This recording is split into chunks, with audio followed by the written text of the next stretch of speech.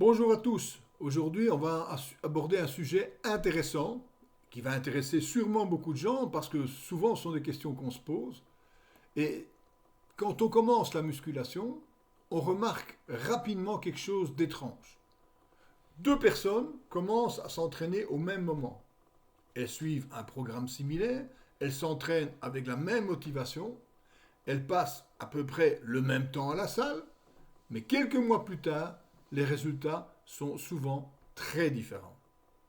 Chez l'une, les muscles apparaissent rapidement, les charges augmentent vite. Chez l'autre, les progrès sont plus lents, parfois même presque invisibles. Alors une question se pose. Pourquoi certaines personnes progressent-elles beaucoup plus vite que d'autres? Ce n'est pas juste. Non, c'est pas juste, c'est vrai, mais la vie n'est pas juste. La réponse est beaucoup plus complexe qu'on ne le pense. Et elle repose sur plusieurs facteurs. Le premier, c'est la génétique. On ne reçoit pas les mêmes atouts au départ. On ne naît pas tous avec la même structure musculaire. Les mêmes cheveux, la même peau. Chacun est différent au départ et a des capacités différentes.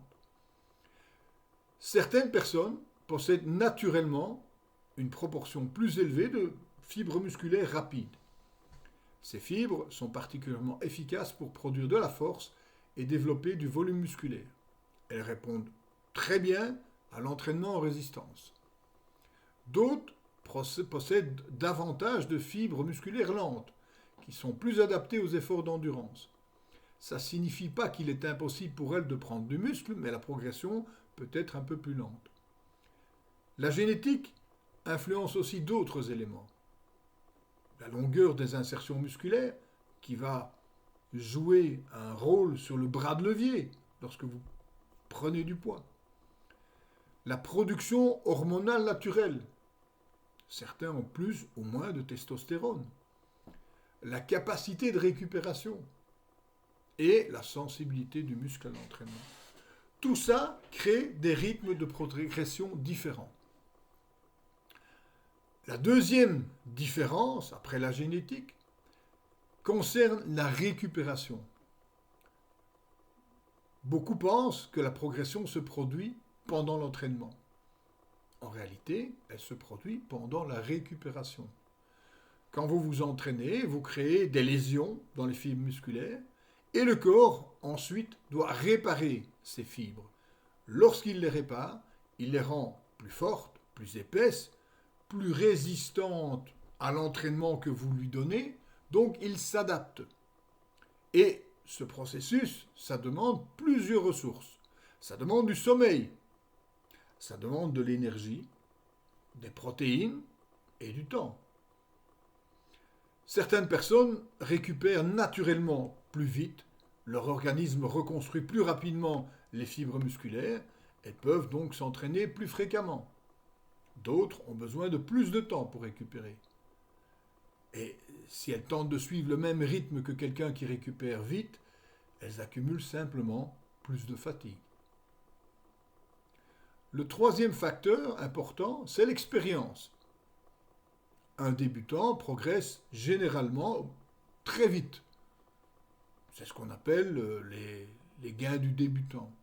Le corps n'est pas habitué à un type d'effort sportif, il s'adapte rapidement. Le système nerveux apprend à recruter les fibres musculaires plus efficacement, les charges augmentent rapidement, mais cette progression ne dure pas éternellement. Plus on s'entraîne longtemps, plus les progrès deviennent lents. C'est normal. Le corps se rapproche progressivement de son potentiel maximum.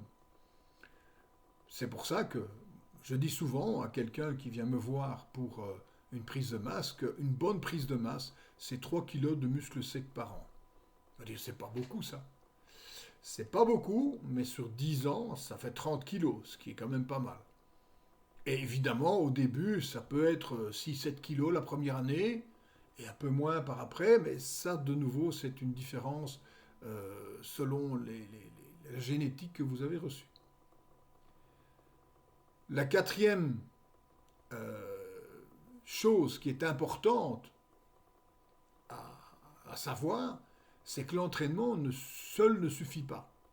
Pour construire du muscle, le corps il a besoin de matériaux.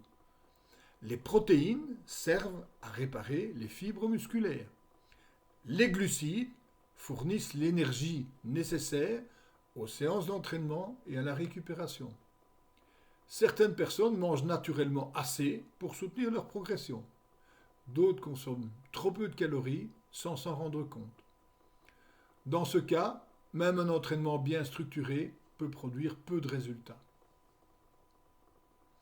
Alors, jusqu'ici, on a examiné les aspects différents pour chaque personne, mais parfois, on se demande, mais comment ça se fait que lui, il progresse à telle vitesse, etc. Il y a aussi un facteur dont on parle souvent moins clairement, c'est l'utilisation de produits anabolisants. Ce sont des substances qui imitent l'action de la testostérone dans le corps. Elles peuvent augmenter fortement la synthèse des protéines, accélérer la récupération musculaire et permettre de s'entraîner plus souvent. Ça favorise une prise de masse beaucoup plus rapide. Dans certains cas, ça peut créer une différence très importante entre deux personnes. Mais ça n'est pas sans conséquences. Il y a des effets secondaires possibles. Par exemple, des problèmes cardiovasculaires, une augmentation du mauvais cholestérol, une hypertension, des problèmes de foie, une perturbation de la production naturelle de testostérone, une infertilité possible, de l'acné sévère, souvent, une chute des cheveux accélérée, des troubles de l'humeur, une irritabilité plus importante, et bien sûr, chaque personne réagit à ces hormones différemment. Certains semblent avoir peu d'effets secondaires, d'autres développent rapidement des complications. Et le problème, c'est qu'il est impossible de savoir à l'avance comment un organisme va réagir. On découvre souvent ces réactions qu'après utilisation. Et c'est précisément ce qui rend ces substances particulièrement risquées. Chacun est adulte, il sait ce qu'il peut faire. C'est bien sûr quelque chose d'interdit en Belgique, mais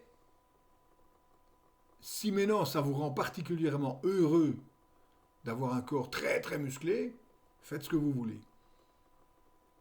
Je ne suis pas vraiment pour, mais si j'étais par exemple acteur et que je devais faire un film qui me rapporte des millions, pourquoi pas ? Beaucoup se ruinent la santé pour leur boulot. Ici, c'est un peu la même chose. Donc voilà, chacun fait ce qu'il veut. Mais ce n'est pas bon. Il est important aussi, malgré tous ces facteurs, de comprendre que si vous n'êtes pas régulier dans l'entraînement, ça va faire une grosse différence. Certaines personnes s'entraînent régulièrement pendant des années. D'autres alternent entre des périodes de motivation intense et des pauses prolongées. La transformation physique ne repose pas sur quelques semaines d'efforts. Elle repose sur une accumulation d'entraînement pendant des mois et des années. Un programme parfait ne sert à rien s'il n'est pas suivi régulièrement. A l'inverse, un programme imparfait, mais pratiqué avec constance, peut parfois produire d'excellents résultats. Conclusion, si certaines personnes progressent plus vite que d'autres, c'est généralement à cause d'une combinaison de facteurs. La génétique, la récupération, l'alimentation, l'expérience d'entraînement, la régularité et parfois l'usage de substances anabolisantes. Mais la vitesse de progression n'est pas la seule chose qui compte. Ce qui compte réellement, c'est la progression sur le long terme. Ça ne sert à rien d'être un jour bien et toute l'année en mauvaise santé ou en mauvaise condition. La transformation physique à long terme, c'est un processus lent. Et dans ce domaine-là, la constance finit toujours par faire la différence. Bon entraînement et à bientôt pour un autre sujet.